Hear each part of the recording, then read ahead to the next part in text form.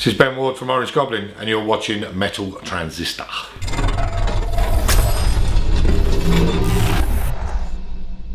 Heavy metal to me is obviously, as well as the music, it's like a way of life for people. It's not something that you kind of, flirt with. It's not something that you spend 5 minutes with. It's something as soon as you're in it for life. It's how you present yourself. It's, your taste in not only music but fashion, and all forms of entertainment can dictate your comedy sort of preferences. It's something that, that, like I say, it's how you live your life. It's a code you live by, and it's something you take quite seriously, and with a pinch of salt at the same time. So it could be. There's multiple genres within the metal world, and everybody has their own unique sort of taste.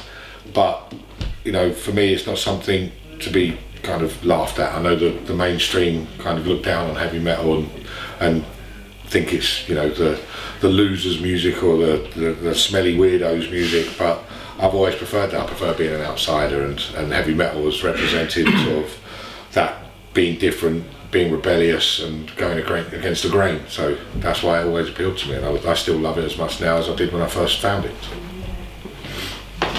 What's going on in your life at the moment when you first connected with metal?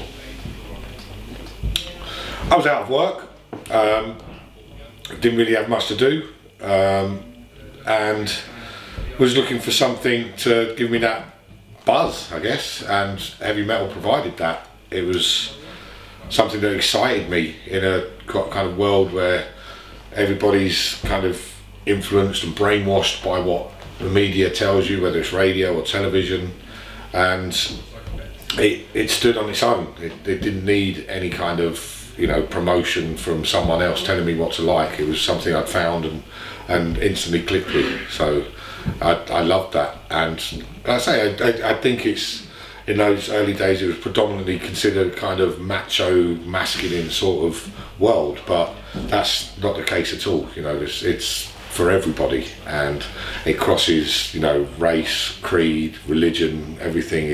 There's something there for everybody. So I dug it from the first time I heard it, and I was a bit of a latecomer to it, if I'm honest. It was, at school I was more into sort of stuff that my dad had brought me up on, like the Beatles and the Stones and the Kinks and things like that. And then when I first heard And Justice for All by Metallica, it was kind of like a game changer. And then I heard Black Sabbath, and it was like, this is it. This is what I want to dedicate the rest of my life to. So that was it.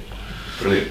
You were playing professional football at the time, weren't you? I was, yeah. It's a very different world. Yeah, I mean, in the world of football, it's kind of frowned upon to be into something like rock or metal music, because everybody's into dance and shit music, basically.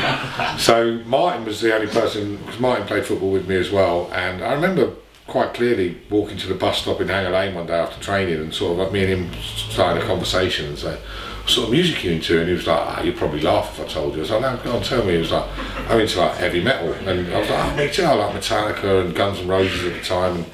And then he was like, I've got some stuff I could show you. And he introduced me to stuff like Napalm Death and Obituary and Cannibal Corpse and Carcass. And I was like, yes, this is what I want. And he just kept feeding me more, and it just grew from there, really. So.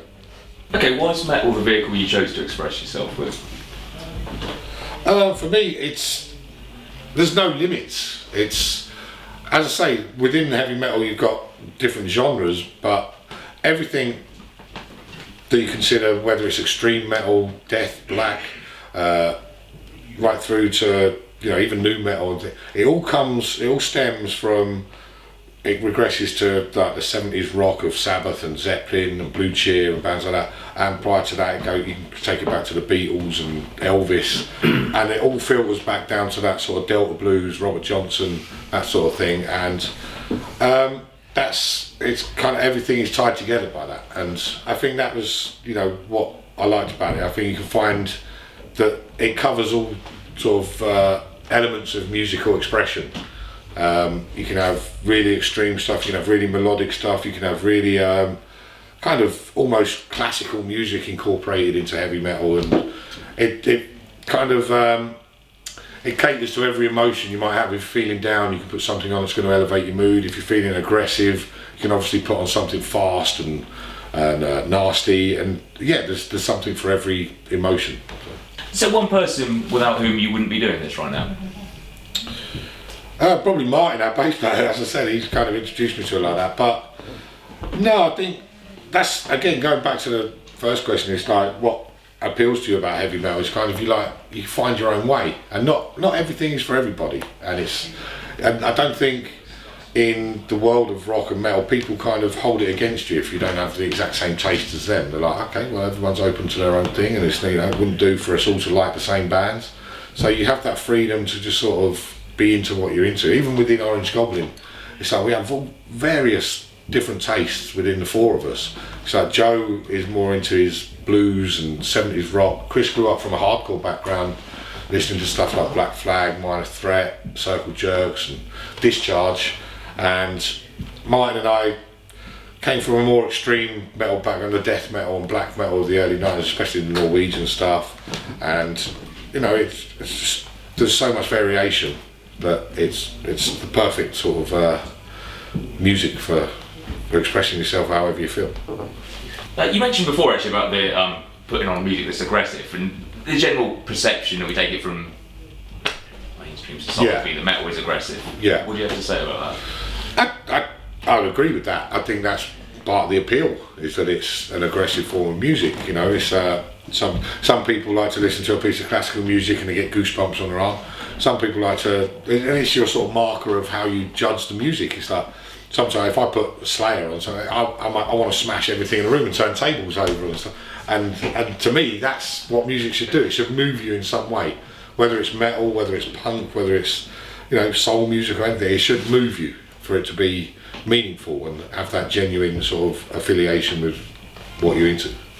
Does metal serve a broader purpose, a communal need? It does. I think it gives people an identity. It's that thing that connects everybody that, as I said, society considers the freaks and the weirdos because of, you might have long hair or tattoos or dress all in black and things like that.